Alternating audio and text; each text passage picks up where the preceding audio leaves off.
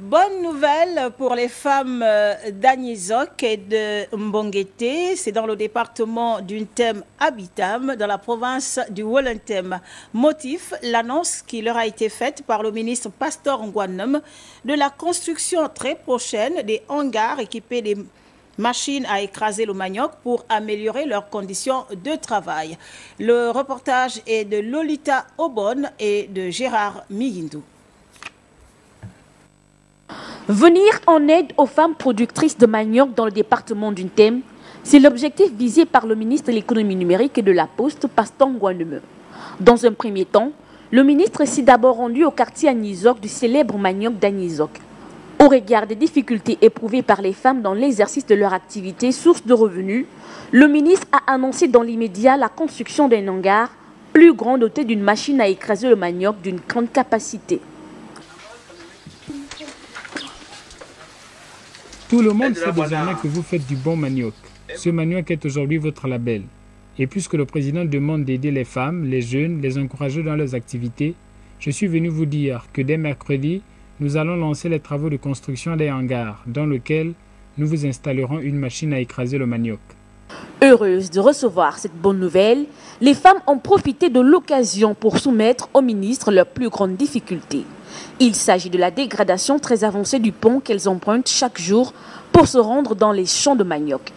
Long de 900 mètres, dont une partie construite en bois et une autre en béton, ce pont est devenu un danger permanent pour ces mamans d'un certain âge. Pour le ministre Pastor Ngwanum, il y a urgence. Vous avez vu l'état de dégradation avancé de ce pont et sa dangerosité pour de vieilles mamans.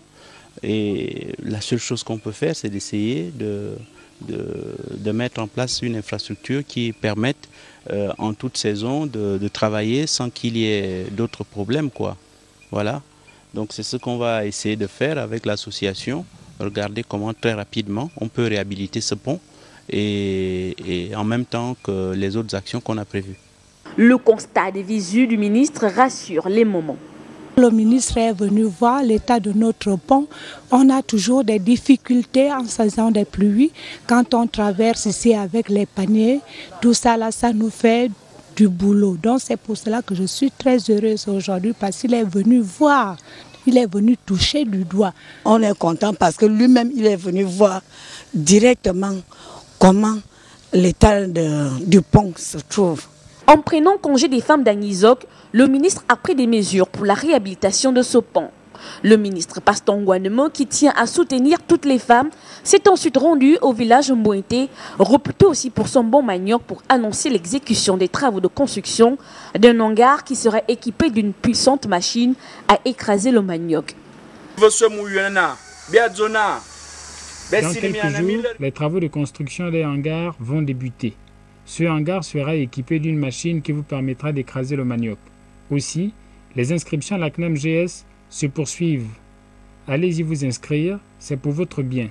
Comme vous l'avez dit dans vos chansons, cela vous apportera le développement. Les femmes qui voient en cette bonne nouvelle l'amélioration de leurs conditions de travail, par conséquent de vie, ont remercié leurs bienfaiteurs. Pour prendre les taxis ici, pour aller à Bitam, ça nous cassait. Donc on dit merci au gouvernement. Il nous a fait du bien. On lui remercie. Parce que les taximans nous taxaient cher. Mais maintenant, on va bien faire le manioc pour le développement du pays. Merci. Je suis très contente parce que le ministre est venu chez nous pour venir installer la machine pour écraser le manioc. Ça va nous renforcer de faire les grandes plantations de manioc. À travers ces actions, le membre du gouvernement met en exécution le triptyque paix, développement et partage qui guide l'action du chef de l'État Ali Bongo Ondimba, stratégie pour la matérialisation du pacte social.